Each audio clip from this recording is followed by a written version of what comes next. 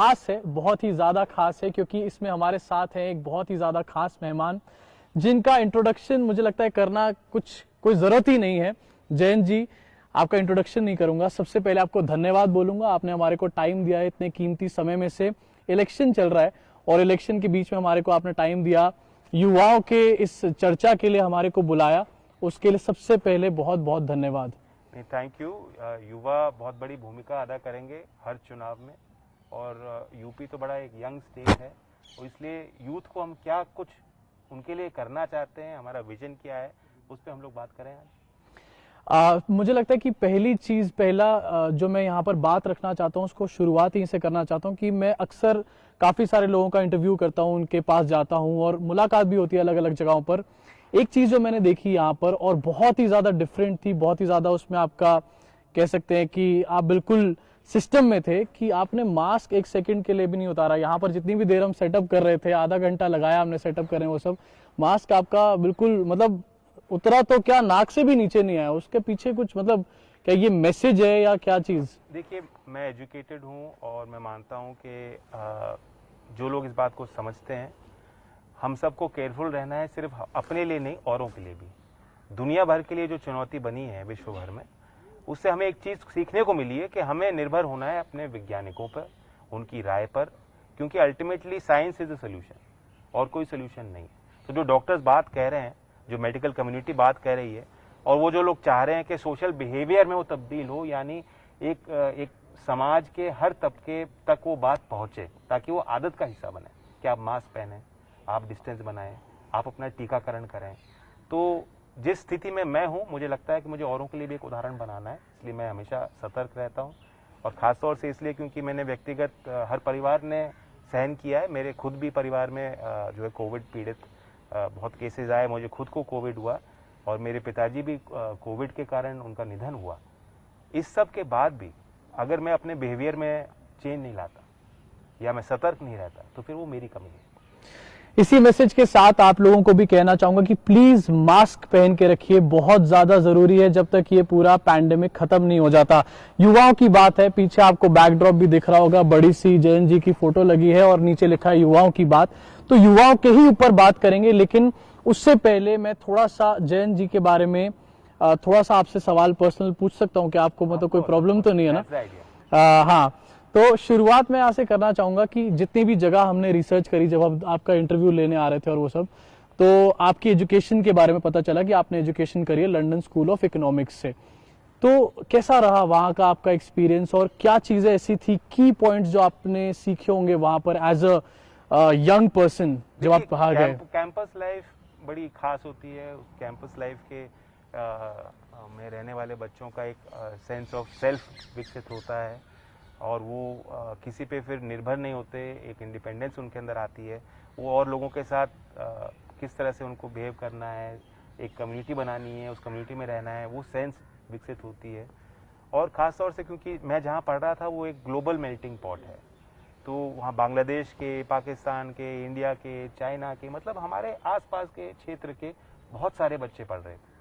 और जब उनके बीच रहते हो, जो हमारे जो समानताएं हैं उन पे हमारा ध्यान जाता है कि अरे इन्हें भी वही खाना पसंद है, उन्हें भी हमारी भाषा एक है। तो फिर लगता है कि यहाँ रहते हुए हम लोग अलग चश्मे से उनको देखते हैं कि हमारे पड़ोसी हैं, कल को झगड़ा है, लेकिन जब आप दोस्ती करते हो तो ये सारी परिभाषाएं चेंज हो जाती हैं। ऑल्सो वहाँ पे यू बिकम अ फैमिली। मैंने ऐसा काफी सारे लोगों से सुना है कि लोग वहाँ पर सारे जो हमारे नेबरिंग कंट्रीज के वो एक परिवार की तरह ही रहते हैं। होता है, बिकॉज वो बॉन्ड एक है, जो एक शेयर्ड कल्चरल हमारी हेरिटेज है, वो भी एक कारण है, हमारी हिस्ट्री है। जब आप वहाँ पर पढ़ाई कर रहे थे तो जो पॉलिटिक्स का डिसीजन था ये तभी हो चुका था या फिर उससे पहले हो चुका था, या फिर आप जब वापस आए आपने तब सोचा ये पॉलिटिक्स, या फिर you want to become a politician, ये कब आया आइडिया आपके दिमाग में? नहीं, see politics is about engaging with issues, और कई स्तर पे आप पॉलिटिक्स में हिस्सा बन सकते हो। या तो आप सीधा डायरेक्ट पॉलिटिकल एक्टिविज्म करें, जहां आप सोशल कॉजेज को लेकर चलें, आप वोट करें, वो भी आप पॉलिटिक्स का हिस्सा बन रहे हैं। जो मतदान करते हैं वो भी अपनी एक राय दे रहे हैं। या फिर आप पॉलिटिकली अवेयर हो सकते हैं कि क्या इश्यूज चल रहे हैं, उनको आप ट्रैक करें, फॉलो करें, या फिर आप चुनाव लड़ें। जहां तक मेरी बात है, चुनाव लड़ने का फैसला ऐसा नहीं कि बचपन से मैंने सोचा था मैं एमपी बनूंगा या एमएलए बनूंगा या चुनाव लड़ूंगा, ऐसा नहीं। बट मेरा एक एक्सपोजर था देश के असल मुद्दों में की चर्चा, जो कभी कभी दिल्ली देश की राजधानी में नहीं होती। यहाँ एलिट स्कूल्स में पढ़ रहे बच्चे, जो शहरी शिक्षा जो उनकी लाइफ है बिल्कुल अलग रहती है, कुकून में लोग रहते हैं, उनको पता भी नहीं रहता कि गांव में क्या चीज़ें हैं। मैं बचपन से गांव जा रहा हूँ, देख रहा हूँ, किसान आते रहते थे, 12 नंबर तुगलक रोड पे रहते थे, उससे पहले रहते थे, चौधरी साहब से मिलने आते थे, कभी देर रात में आ रहे हैं, उनकी समस्या है, तो उनकी बातें समझने का मुझे एक अवसर मिला बहुत बचपन से। और मुझे ये एहसास हुआ कि कहीं ना कहीं हमें सबको अंदर एक कमिटमेंट पैदा होना चाहिए। जो असमानताएं हैं सोसाइटी में, जो प्रॉब्लम्स हैं, अगर हमें सॉल्व करना है तो as a society we have to come together and participate. तो कहीं ना कहीं बचपन से मुझे था अंदर कि मैं इस सिस्टम का हिस्सा बनना चाहता हूँ। मैं बाहर पढ़ रहा था, इन्वेस्टमेंट बैंकिंग में मैंने नौकरी की। एक दिन मैंने खुद फैसला लिया कि अब इनफ। तो आपने कितने टाइम जॉब करी इन्वेस्टमेंट बैंकिंग में? 2 इयर्स। अच्छा। हाँ, और खास बात यह है कि मैंने, ऐसा नहीं है कि कई बार आप देखते हैं कि पॉलिटिकल फैमिली में बाहर से लगता है कि उन पे कोई थोपा गया है या उन्हें फोर्स किया गया है, ऐसा नहीं था। Chaudhary Ajit Singh ji perhaps did not want कि मैं पॉलिटिक्स में आऊं। अच्छा। हाँ, तो जब मैंने नौकरी से इस्तीफा दिया तो मुझसे कुछ नाराज भी थे। अच्छा। हाँ, he called my wife Charu Ali सेठ के, मुझसे पूछा भी नहीं और ऐसे इस्तीफा दे दिया और क्या करोगे, you know. So then I sat down with him, मैं उनके साथ बैठा, मैंने अपना प्लान बताया, मैंने उनको बताया कि नहीं, मैं आना चाहता हूँ, मैं बचपन से जो सक्रिय हूँ और जिस तरह से संगठन में कोई जिम्मेदारी निभा सकता हूँ। तो उसके बाद धीमे धीमे आई गॉट इट। मतलब आइडिया ऑफ हेल्पिंग पीपल आपके दिमाग में बचपन से था और उसका एक जरिया जिसे हम कह सकते हैं कि पॉलिटिक्स बाद में चल के बन गया। कोई सस्टेन करेगा, सत्ता मिलेगी नहीं मिलेगी, चुनाव हारोगे जीतोगे, ये आपके हाथ में नहीं। राजनीति की बात हुई है अगर शुरुआत में, तो आपके हिसाब से पॉलिटिक्स की परिभाषा क्या है? मतलब जयंत जी के हिसाब से पॉलिटिक्स क्या है? अलग अलग लोगों के हिसाब से, कुछ लोगों के लिए धर्म के हिसाब से कुछ अलग तरीके से देखते हैं। It has to be a means to an end।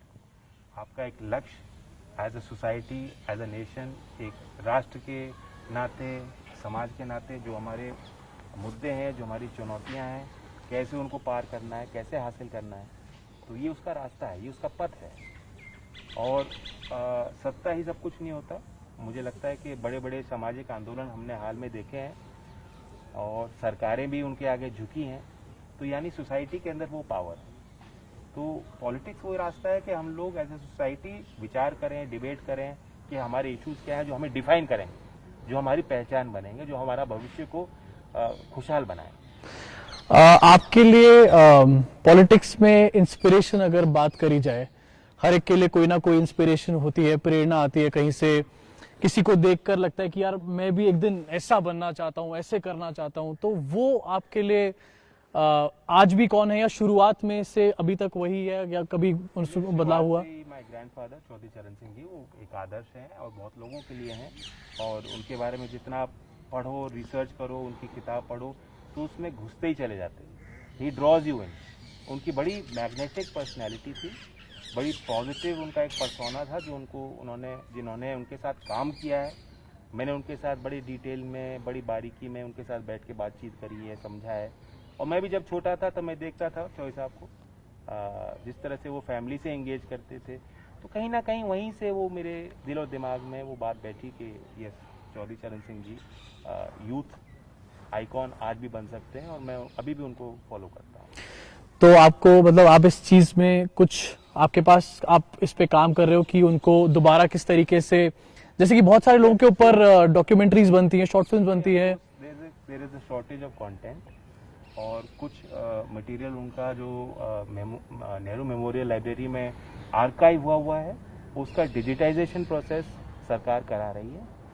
हमने एक ऑनलाइन आर्काइव, फैमिली के हमारे एक सदस्य हैं, मेरे भाई हैं हर्ष लोहित, उन्होंने बनाया है चौधरी चरण सिंह आर्काइव, जो एक ऑनलाइन रिसोर्स है। अगर कोई भी बच्चा रिसर्च करना चाहता है, पढ़ना चाहता है, चौधरी साहब की स्पीचेज, उनकी बुक्स वहाँ उपलब्ध हैं।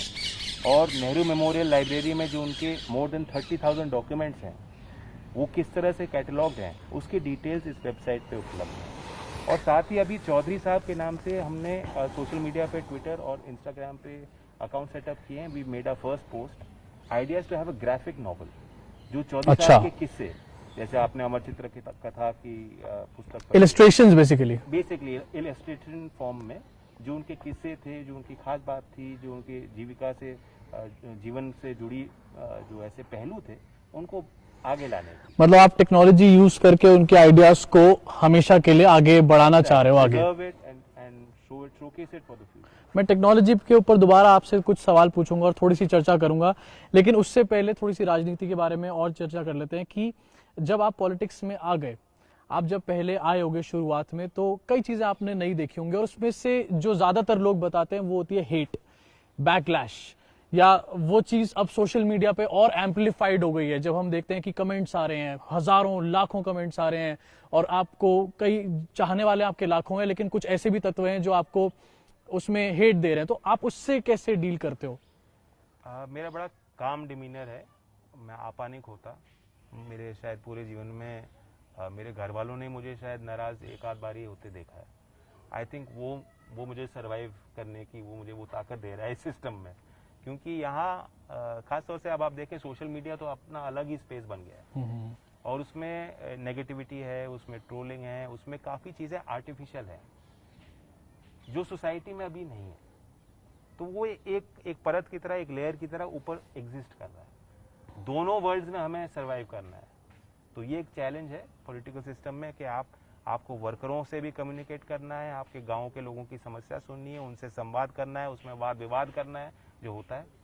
जब हम टिकट अभी बांट रहे हैं, आपको पता होगा टिकट उम्मीदवारों का चयन हो रहा है, रोज नई सूची आ रही है, तो अक्सर होता है कि आपने किसी को टिकट दिया, पार्टी ने फैसला लिया, उसके विरोध में लोग आ गए, गांव के लोग आ गए। कल यहाँ आ गए थे 500 लोग कि जी इसको टिकट गलत दे दिया, तो मैं उनके बीच में बैठना पड़ा, उनको समझाना पड़ा। तो वो तो एक डिबेट, वो एक स्किल है जो आपके अंदर होनी चाहिए। वो लोगों को सुनने की क्षमता, बर्दाश्त करने की क्षमता, उनसे सीखने की क्षमता। चुनाव स्टार्ट होने वाला है, ये कुछ आप से मैं इसलिए जानना चाहता था क्योंकि बहुत सारे लोगों, मैंने बहुत सारा ढूंढने की कोशिश भी करी और आपके पर्सनल जो चीजें हैं वो बहुत कम मिली सोशल मीडिया पे मुझे, और बहुत जगहों से ये भी मिला कि आप पर्सनल लाइफ को बहुत ज्यादा शेयर भी नहीं करते हो।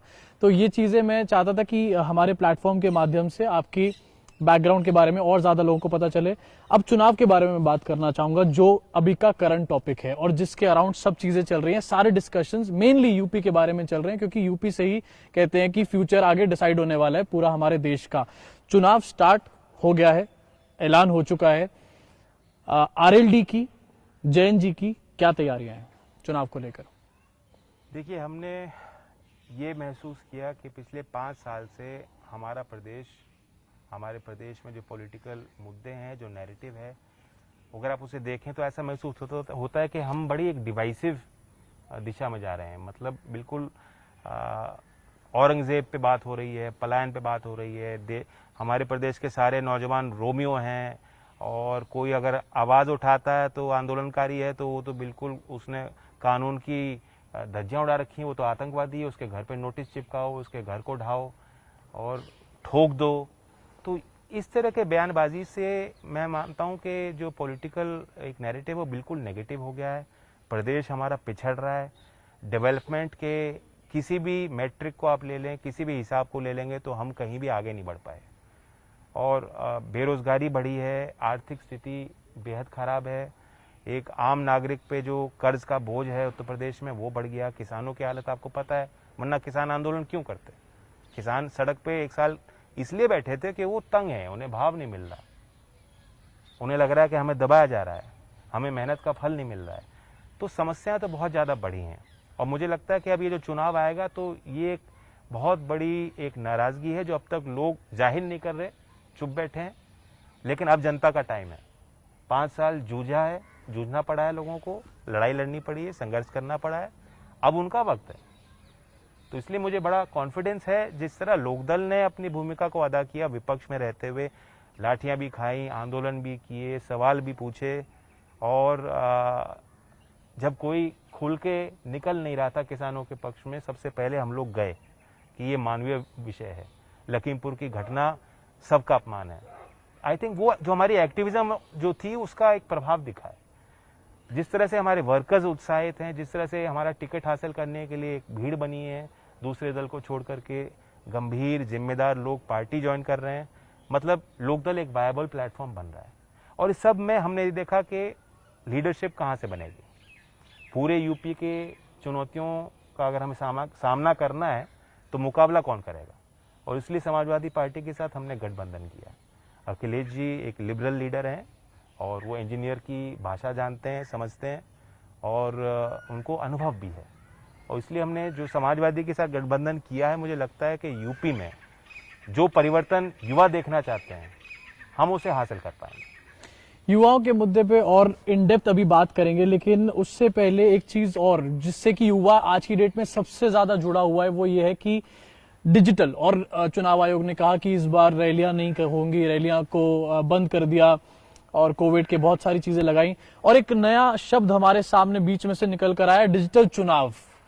तो डिजिटल चुनाव को लेकर के आरएलडी की आपकी क्या तैयारियां, और साथ में आपके मतलब इसके बारे में आपके क्या थॉट्स हैं, क्या सोचना है आपका इसके बारे में? देखिए, मेरा कहना है कि चुनाव आयोग भी बड़े एड हॉक डिसीजंस लेता है, अनसाइंटिफिक डिसीजन लेता है। अभी जैसे आपने देखा 15 तारीख को उन्होंने फैसला लिया कि इंडोर 300 लोगों की मीटिंग अलाउड है। अब पहले तो इंडोर ज्यादा खतरनाक है, उससे अच्छा आप 300 की अनुमति बाहर दे दीजिए तो कोई दिक्कत नहीं आएगी।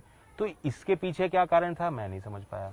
अगर आपको डिजिटल चुनाव कराना है तो 7 फेज में कराने की क्या जरूरत है, एक ही तारीख में करा दो ना। इतना टाइम कैंपेनिंग को देने की क्या जरूरत है, जब कैंपेनिंग होनी नहीं है। डिजिटल जिन लोगों ने फैसला लेना है उनको ऑनलाइन प्रचार उनके बीच करना है, तो आप एक सप्ताह प्रचार करा दो, एक सप्ताह बाद चुनाव करा दो, खर्चा भी कम हो जाएगा। तो बड़ा अनसाइंटिफिक लगा मुझे, लेकिन जो नियम है सबके लिए है। लोकदल ने पिछले 2-3 सालों में अपने आप को अपडेट किया है, और किसान आंदोलन में भी आप देखेंगे कि गाँव के हमारे नौजवान जो चाहते थे, जब चाहते थे, ट्विटर पे, यूट्यूब पे ट्रेंड उन्होंने किया, जो हैशटैग उन्होंने चलाए वो ट्रेंड किए। तो इसका मतलब ये है कि हमारे गाँव के बच्चों में, यूथ में वो काबिलियत है, सोशल मीडिया पे वो बेहद एक्टिव हैं, और वो हमारी एक फोर्स बनेंगे।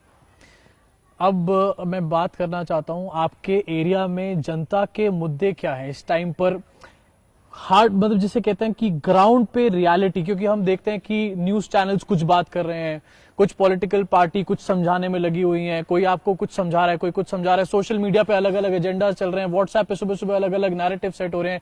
इसके बीच में वेस्टर्न यूपी की, और जहां पर आप लोग, आपका पूरा पार्टी स्ट्रांग है, वहां पर आम आदमी का मुद्दा क्या क्या है? आम आदमी का मुद्दा हमेशा उसके रोजी रोटी से जुड़ा होता है, इकोनॉमी से जुड़ा होता है, और जब इकोनॉमी से एक नाराजगी बनती है, अपने आर्थिक स्थितियों से जो तंगी है उससे आदमी नाराज होता है, तो फिर दूसरे मुद्दे फिर आने शुरू होते हैं। सबसे पहली चोट तो उसके जेब पे लगी है। अगर आप देखें नोटबंदी का जो प्रभाव पड़ा, जिस तरह से सिस्टम से कैश निकल गया, असंगठित क्षेत्र में जो मार पड़ी, दोबारा वहां तक कोई भी व्यापार लौट के नहीं पहुंचा, वो पूंजी कभी लौट नहीं पाई अब तक। तो मतलब सवाल वही है कि आप देखें, एक आम जो घर का खर्चा है, चाहे गाजियाबाद शहर में हो, चाहे बागपत के किसी गांव में हो, वो गुजारा नहीं हो पा रहा।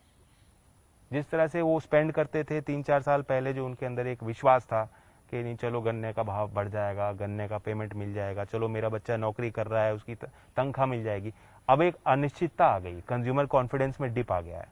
मोदीनगर जैसे बड़े बड़े जो शहर है, जो मतलब एक बड़ा इंडस्ट्रियल टाउन मोदीनगर होता था, वहां आप जाके देखेंगे खाली पड़ी है मुख्य रास्ते, जो मेन हाईवे पे वहां बाजार है, दोनों तरफ खाली पड़ा है।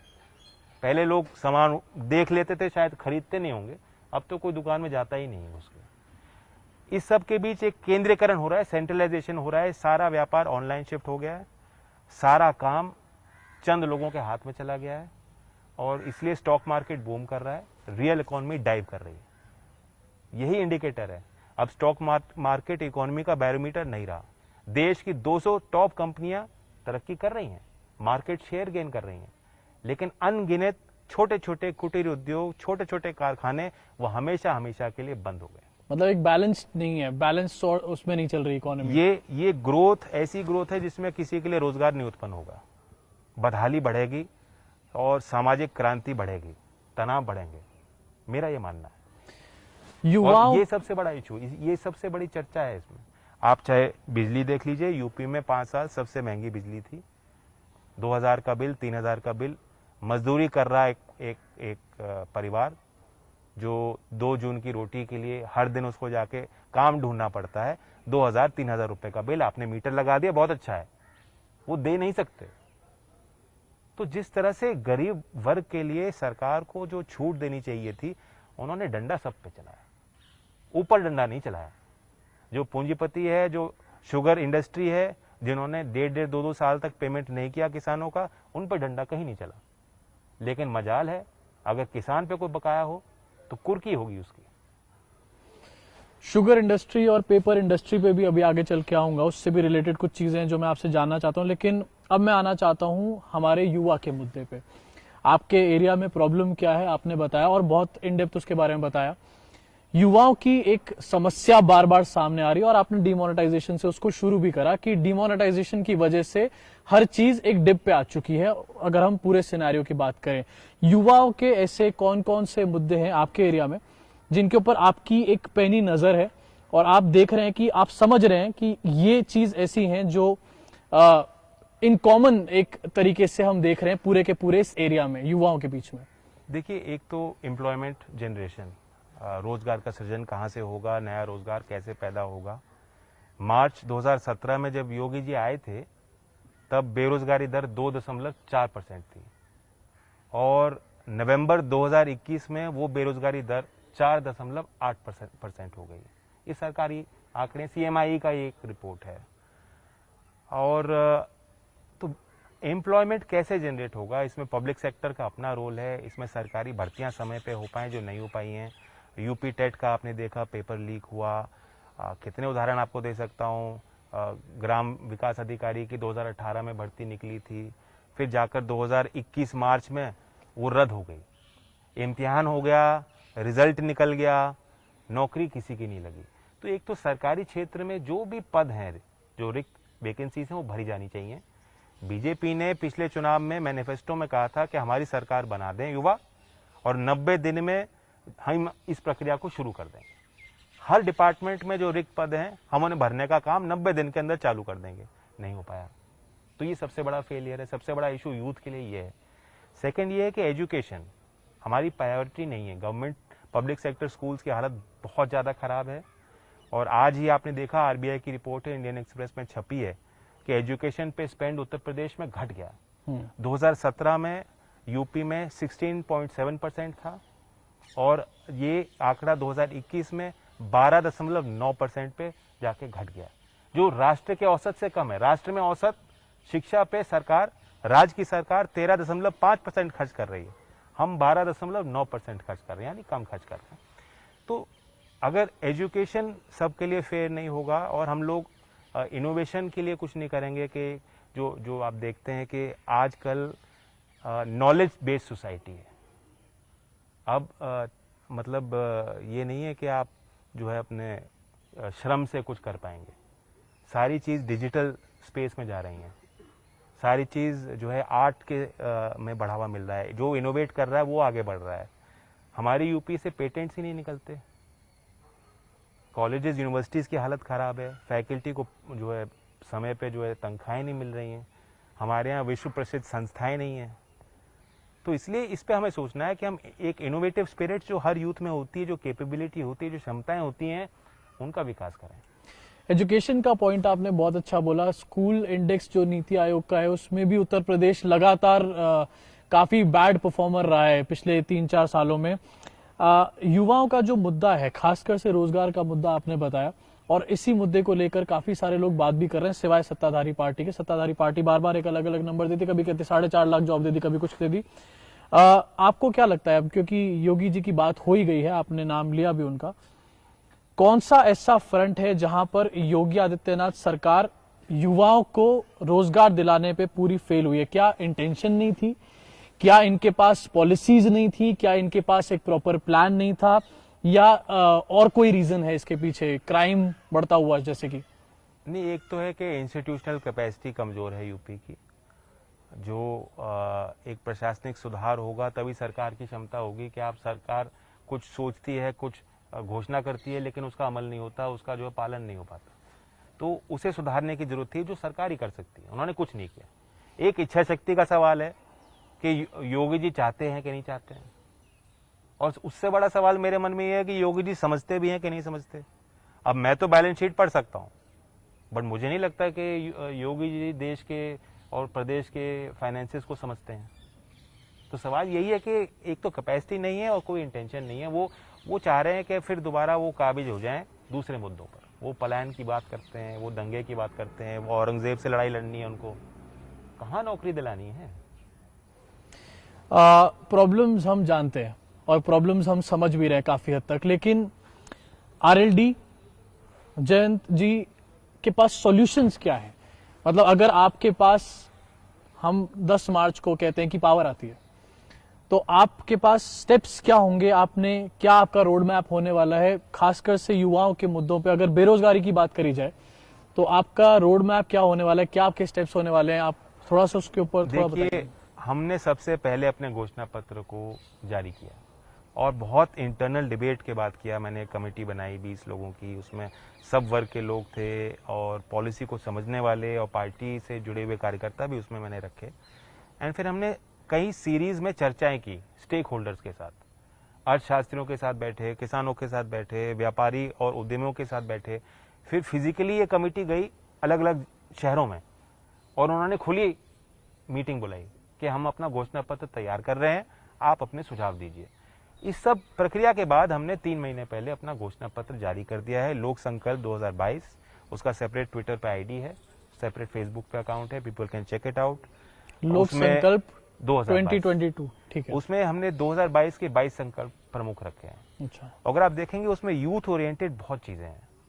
फॉर इंस्टेंस अबुल कलाम आजाद एक आइकॉन है राष्ट्र के, उनके नाम से हमने एक नई स्कीम की बात कही है। उस नई स्कीम में क्या होगा, सालाना जो 100 सर्वश्रेष्ठ जो पेटेंट निकल रहे हैं आर्टिफिशियल इंटेलिजेंस के स्पेस में, टेक्नोलॉजी, रिन्यूएबल एनर्जी के स्पेस में, या एग्रीकल्चरल एफिशिएंसी को बढ़ाने के लिए जो हमारे वैज्ञानिक पेटेंट्स कर रहे हैं, आविष्कार कर रहे हैं, 100 को 1-1 करोड़ की हम राशि देंगे सहायता।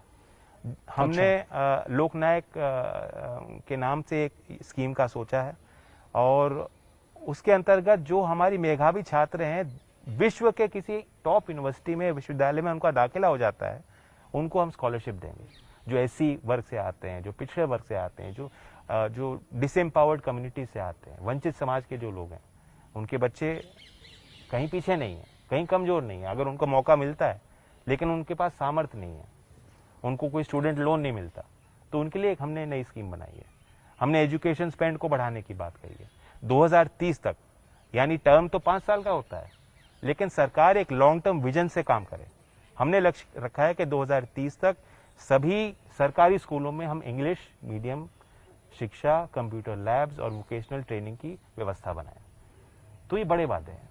तो मतलब जहां से मैं इसको समझ रहा हूँ, जो आप बात आपने अभी बताई, आप बेस लेवल से, एजुकेशन से काम शुरू करके और उसके बाद देखिए, क्योंकि कोई इजी सोल्यूशन नहीं है, कोई इजी सोल्यूशन नहीं है। फ्रैंकली कोई सोल्यूशन कोई पॉलिटिकल पार्टी दे नहीं सकती।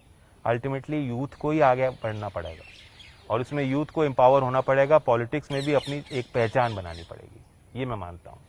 आपके हिसाब से जयंत जी, एक आइडियलिस्टिक पॉलिटिकल सिचुएशन सिनेरियो क्या हो सकता है हमारे जैसे देश के लिए या फिर उत्तर प्रदेश के लिए? चलिए बात कर लेते हैं अगर, तो एक ऐसा कौन सा सिनेरियो है जहां पर आपको लगता है कि यार ये आइडियल है, मतलब ऐसा होना चाहिए हमारे देश का या फिर उत्तर प्रदेश का पॉलिटिकल सिनेरियो? अभी तो इनसे छुटकारा मिलना चाहिए और रिप्रेजेंटेटिव गवर्नमेंट हो जो विभिन्न सेक्शंस को, वर्गों को का प्रतिनिधित्व करे, उनकी बात सुने, लाठी ना चलाए उन पर। मैंने भी लाठी खाई है और लखनऊ में हमारे शिक्षक गए, शिक्षक भर्ती को लेकर छात्र गए और अपनी मांगों को लेकर विभिन्न वर्गों ने कोशिश की कि सरकार हमारी सुनवाई करे, उन्होंने लाठियां खाई हैं।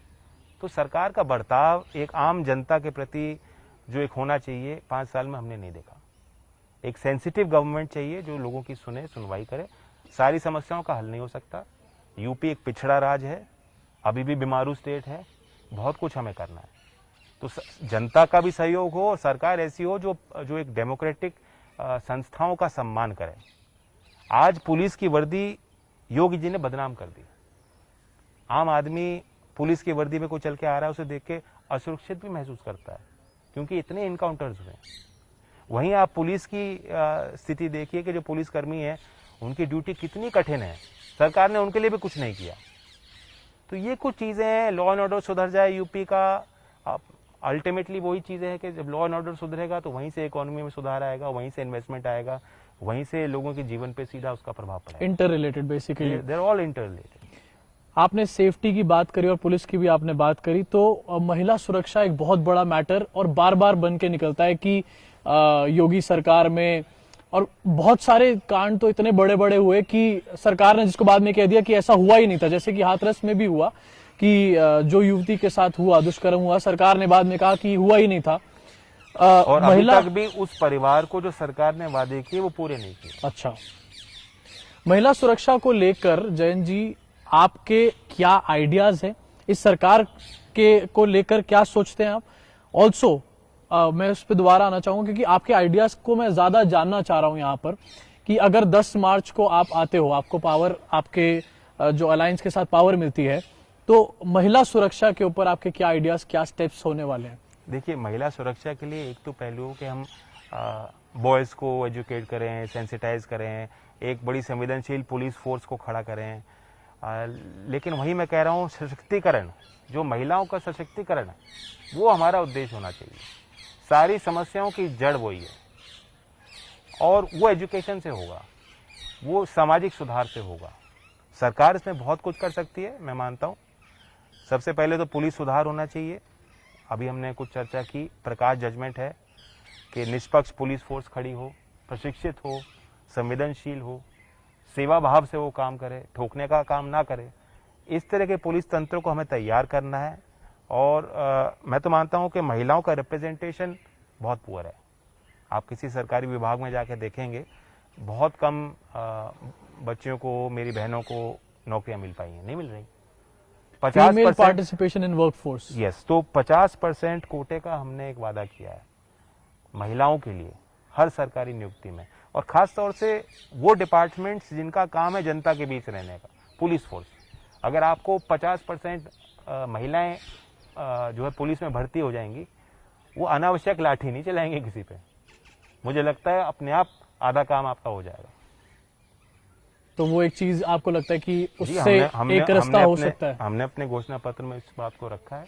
अच्छा। और ये सब जो है बेफिजूल का एंटी रोमियो स्क्वाड, ये और यूथ को बदनाम कर रहा है। कुछ नहीं हो रहा, मोरल पुलिसिंग हो रही है और कुछ नहीं हो रहा।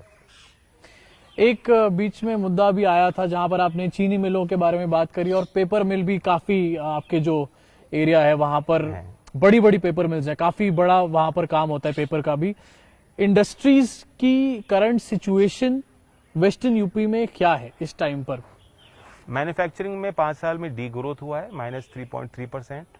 मतलब मैं तो ये आंकड़े ही बता सकता हूँ क्योंकि वरना तो कोई आधार नहीं, हम तो एक ये सरकार के आंकड़े हैं। हाँ, मेरे पास भी है, जो हमारी मान्यताएं उस पर चर्चा करेंगे या जो हम मानते हैं, ऐसा नहीं। तो आंकड़ों पे आपको जाना होगा। हमारे क्या उसका एक रिपल यहाँ पर इफेक्ट देखने को मिला है कि आर्थिक गतिविधियां कम हो गई हैं, घट गई हैं, और जो खास तौर से जो छोटे उद्योग थे वे नहीं उठ पा रहे। यूपी सरकार ने एक स्कीम चलाई, 1 डिस्ट्रिक्ट 1 प्रोडक्ट। मुझे तो पहले ये स्कीम ही समझ नहीं आई। कंगना रनौत को उसका ब्रांड एम्बेसडर बनाया, उस पर भी सरकार ने खर्चा किया होगा। क्यों खर्चा कर रहे हैं? What is Kangana Ranaut going to contribute to industrialization of UP? आजकल जो इंडस्ट्री है वो हब अप्रोच में ज्यादा कामयाब होती है। आप देखें ऑटो इंडस्ट्री, वो पूरी एंसिलरी एक इकोसिस्टम बन गया, फिर इंडस्ट्री आती है। आप कह रहे हो एक जिले में एक ही प्रोडक्ट बनना चाहिए, ऐसा नहीं है। ट्रेडिशनल हैंडीक्राफ्ट्स हैं जो कुछ क्षेत्र के मशहूर हैं, प्रसिद्ध हैं, आप उनको आगे बढ़ाइए। आप जो हमारे कारीगर हैं, जो आर्टिजन्स हैं, उनके लिए कुछ एक कॉमन फैसिलिटी सेंटर्स बना सकते हैं ब्लॉक लेवल पे, ताकि उनको मतलब अपनी फैसिलिटी पे उनका खर्चा ना हो, उनकी लागत कम हो जाए। आप बुनकर्स को, वीवर्स को एक रिलीफ दे सकते हैं, हैंडीक्राफ्ट्स को बढ़ावा दे सकते हैं। बट सबसे पहले तो मैं 1 डिस्ट्रिक्ट 1 प्रोडक्ट से इनकी अप्रोच को ही नहीं समझ पाया हूँ। तो वही मैं कह रहा हूँ कि इनके पास कोई नीति नहीं थी। अब आप इन्वेस्टर समिट कर रहे हैं, दावा कर रहे हैं कि 3 लाख 4 लाख करोड़ पैसा आएगा, निवेश होगा और लाखों नौकरियां उत्पन्न होंगी, नहीं होगी। 1 ट्रिलियन इकोनॉमी का भी की बात बोली थी योगी जी ने। अब आप 10 ट्रिलियन बोल दीजिए। हाँ। जब 1 ट्रिलियन लोगों के समझ में नहीं आता, तो ये बेसिकली ये इनका तरीका है कि एक नई चीज लेके आ जाओ ताकि जो हमने पुराने वादे किए थे उसको लोग भूल जाएं। टेक्नोलॉजी की अभी थोड़ी देर पहले आपने बात करी और टेक्नोलॉजी मैंने कहा कि बाद में आऊंगा। मैंने आपका एक भाषण देखा, भाषण के बीच में आप संबोधित जब कर रहे थे तो आपने ब्लॉकचेन के बारे में बात करी, Yes. आपने क्रिप्टो के बारे में बात करी। यस और डेफिनेटली मुझे पता है कि अगर आप ब्लॉकचेन वगैरह क्रिप्टो भी देख रहे हो तो आपको वेब3 और मेटावर्स जैसी चीजें भी काफी हद तक पता होंगी। टेक्नोलॉजी को लेकर के अगर बात करी जाए तो जयंत जी कितना मतलब टेक्नोलॉजी में कितना इंटू है या फिर कितना शौक रखते हैं टेक्नोलॉजी का? सी आई टेल यू, ब्लॉकचेन के बड़े प्रैक्टिकल यूजेस हैं। ब्लॉकचेन को अफ्रीकन कंट्रीज अडॉप्ट कर रही हैं, महाराष्ट्र गवर्नमेंट भी कुछ प्रोजेक्ट्स कर रही है। और अगर आप blockchain is basically a system of managing your data. अगर आप देखें कि बिजली विभाग ले लीजिए, सब जो ग्राहक हैं कितनी बार उनके पास गलत बिल आया होगा, आया है। तो जो कंज्यूमर का जो इन्फॉर्मेशन है वो सिक्योर कैसे रखें, अगर आप ब्लॉकचेन के माध्यम से कर देंगे तो आपकी प्रॉब्लम सॉल्व हो सकती है। शुगर केन पेमेंट के सिस्टम में आप ब्लॉकचेन इंप्लीमेंट कर सकते हैं। कई ऐसे सेक्टर्स हैं जहां गवर्नमेंट डेटा नहीं मैनेज कर पा रहा, सिक्योर नहीं रख पा रहा। हर ट्रांजैक्शन का एक तरह से एक डॉक्यूमेंटेशन रहेगा, प्रूफ रहेगा, विजिबिलिटी रहेगी और वहीं चीजें एफिशिएंट हो जाएंगी। तो इसलिए मैं कोशिश करता हूं, मैं ये नहीं कह रहा आई एम वेरी सैवी। आज एक साधारण 18 साल का बच्चा मुझसे बहुत ज्यादा जानता है इन इश्यूज पर, लेकिन मेरा इंटरेस्ट सिर्फ इसलिए है कि पब्लिक पॉलिसी में कैसे इन चीजों को हम लाएं, टेक्नोलॉजी को किस तरीके से यूज किया जाए और फिर उससे technology is the greatest enabler. और जो हमारे देश की समस्याएं हैं, जो लेगेसी प्रॉब्लम्स हैं, एक पुराना सिस्टम है, उस सिस्टम में आप छोटी छोटी तब्दीलियां करेंगे तो काम नहीं होगा। पूरी तरह से लीप फ्रॉग करके एक नए सिस्टम को लाने में टेक्नोलॉजी उपयोगी है। जैसे हमारे यहाँ जैम सिस्टम जो बना है, डिजिटल पेमेंट्स का सिस्टम बना है, वो काफी इफेक्टिव रहा है। अब आप ओल्ड स्कूल थॉट पर जाएंगे तो आप कहेंगे नहीं नहीं हर गांव में बैंक का ब्रांच होना चाहिए, लेकिन शायद आपको बनाने की जरूरत नहीं पड़े। आज की डेट में चीजें बदल चुकी हैं, एनेबलर जैसे आपने बताया कि एनेबल हो गए हैं। यस। इसमें मुझे लगता है कि आपने टेक्नोलॉजी के बारे में जिस तरीके से हमारे को बताया और साथ में आपने शुरुआत में भी एक पॉइंट बताया था कि चौधरी साहब के आइडियाज को किस तरीके से आप टेक्नोलॉजी यूज करके आगे लेके जा रहे हैं इलस्ट्रेशंस के माध्यम से। तो मुझे लगता है कि आइडियाज को जिंदा रखने के लिए भी टेक्नोलॉजी एक ऐसी चीज है जो यूज करी जा सकती है। जैन जी, आपने टाइम जो निकाला था मुझे लगता है वहां से एक्सीड हम कर चुके हैं। अब मैं इसको खत्म करके थोड़ा सा वाइंड अप की तरफ बढ़ूंगा आगे, और एक जो भी हमारा युवा देख रहा होगा उसके लिए एक जिस्ट वो अपने साथ क्या ले जाए, की टेक अवे क्या ले जाए इस पूरे के पूरे डिस्कशन के साथ। तो उसके लिए मैं एक लास्ट चीज पे आना चाहूंगा जिस गाना तो नहीं गवाओगे मुझसे? नहीं गाना नहीं गवाऊंगा। आपका म्यूजिक प्रेफरेंस हो सकता है पूछ ले, लेकिन गाना वाना ऐसे नहीं गवाएंगे, मतलब इस तरीके से नहीं। आपके साथ एक दैट वन थिंग का मैं एक छोटा सा सेगमेंट करना चाहता हूँ। ये दैट वन थिंग है बेसिकली कि वो एक चीज जिसने आपकी लाइफ में एक इम्पैक्ट बनाया हो, उससे जुड़े हुए कुछ चीजें हैं। और पता नहीं कि आप किसी को पास ना करो, मैं चाहता हूँ आप सबको आंसर करो। तो दैट वन थिंग में सबसे कोई आइडिया आएगा दिमाग में, हाँ दैट वन थिंग बेसिकली यहाँ पर मैं सबसे पहली चीज ये पूछना चाहता हूँ, वो एक चीज जो आपकी लाइफ का आज तक का सबसे बड़ा लेसन रहा हो। माय गॉड, ये सीख यार, ये तो मतलब सीख लिया ये चीज मैंने जिंदगी से। हारना। When you lose an election, मैं चुनाव हारा, acceptance of your failure. Because that makes you think, you mull over yourself, you look at yourself, your mistakes, your decisions. तो वो एक बहुत बड़ी चीज है अगर स्वयं में सुधार लाना है या नई परिस्थितियों में काम करना है तो उसको आपने समझा। मैं चाहूंगा सब लोग हारे एक बार। तो अभी मतलब आपकी पहले अभी सब लोगों की हारने की बारी इस बार जरूर। अब मेरी जीतने की बारी। एग्जैक्टली। तो अभी आपने हार के अभी अब आपको जीतना है, वो आपको वो वाला एक्सपीरियंस लेना है अभी। yes, बड़े लेवल पे। होपफुली हाँ, हार के बाद जीत है। दूसरी चीज मैं पूछना चाहूंगा, also this could be close to your heart also, one lesson जो आपके फादर से आपको मिला हो। Keep smiling. अच्छा। पॉजिटिविटी, उनका जो एक हंसने का तरीका था वो हमारे पार्टी में मुझे लगता है सब ने देखा है। वो गुस्सा भी बहुत करते थे, मतलब एक बिल्कुल उनका नेचुरल बर्ताव था, कोई मुखौटा नहीं था, कोई ये नहीं था कि मैं सोच समझ मुझे क्या फायदा होगा मैं उस हिसाब से बिहेव करूं। जो उनके अंदर सोच था वो बाहर था, वो जाहिर था, वो उनकी जुबान पे था। तो he to take life very naturally और वो बड़े खुश रहते थे हर परिस्थिति में। One advice from your best friend या फिर फ्रेंड, मतलब जो फ्रेंड कोई अच्छी एडवाइस नहीं देते। तो मतलब कोई तो ऐसे रहे होंगे जो कोई किसी ने तो कोई एडवाइस दी होगी कि यार ऐसे नहीं है फ्रेंड्स को एडवाइस दी जाती है, वो सुनते नहीं है कुछ। अच्छा, ये बात वैसे सच है। बट साथ देते हैं। अच्छा, वन, ये मैंने लिखा नहीं था, मैंने सोचा नहीं था इसको, लेकिन अभी एकदम से दिमाग में आया कि one advice from your enemy, आज तक का एक लेसन आपके एनिमी से आपको जो सीखने को मिला हो। नहीं, मेरा कोई एनिमी नहीं है। मतलब या फिर आपका जो कॉम्पिटिटर रहा हो। नहीं, कॉम्पिटिटर को एनिमी नहीं है। जब हेमा मालिनी जी हारी थी चुनाव, मैं सबसे पहले उनको कोशिश की थी कॉन्ग्रेचुलेट करूं, बात नहीं हो पाई थी, लेकिन आई ट्राई। तो कोई एनिमी नहीं है, ये रिश्ते होते हैं। ये हम किसी अपने लिए नहीं कर रहे। चुनाव लड़ा जाता है तो एक विजन के साथ लड़ा जाता है। मैं कामयाब नहीं हो पाया, मेरा कम्युनिकेशन फेलियर रहा या इशू अलग रहा, तो I don't take it personally at all. चलिए, होपफुली मेरे स्कूल से अब तक मेरा कोई दुश्मन नहीं बना है, दोस्त बने हैं। लेकिन आपने किसी दोस्त की एडवाइस आपने बताई नहीं, लेकिन मैं मानता ही नहीं। तो इसके साथ मुझे लगता है कि ये चीजें हमने जो डिस्कस करी, और ये जो हमारा पूरा ये था युवाओं के ऊपर चर्चा, इसके बारे में जो आइडियाज जयंत जी के थे, मुझे लगता है कि आप तक पहुंचे होंगे। काफी चीजें मैंने खंगालने की कोशिश करी, और बहुत सारी चीजें ऐसी भी हैं इस इंटरव्यू में जो आपको किसी और जगह, किसी और इंटरव्यू में देखने को मिलेंगी नहीं। सोशल मीडिया पे बहुत ही आप मतलब क्लोज टाइप के हो वैसे इस चीज में, सीक्रेटिव टाइप के मैं कहना चाहूंगा। नहीं हो, बेसिकली हमने पूरा गूगल कर दिया, सब कुछ ढूंढ रहे हैं, कुछ मिल ही नहीं रहा हमारे को। क्या है कि एक सेपरेशन होना जरूरी है। हाँ, मेरे 2 बच्चे हैं, तो मैं जब फैमिली लाइफ में जाता हूँ तो मैं स्विच ऑफ कर देता हूँ। कोशिश करता हूँ कि तभी आपकी सैनिटी प्रिजर्व रहेगी और फिर आप डेडिकेटेड होकर, प्रोडक्टिव होकर काम करोगे। तो जब मैं जनता के बीच हूँ, 100% फोकस मेरा वहां है। तो ये एक एडवाइस है जो जयंत जी की तरफ से आप लोग भी ले सकते हो यहाँ पर।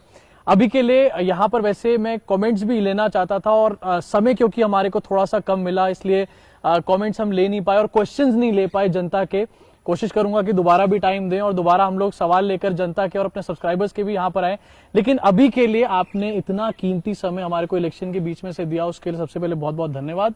और कुछ क्लोजिंग नोट्स अगर आप देना चाहते हो, देन प्लीज गो अहेड।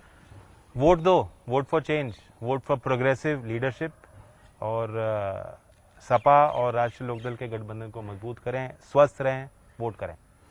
आपने टाइम दिया उसके लिए बहुत बहुत धन्यवाद जयंत जी।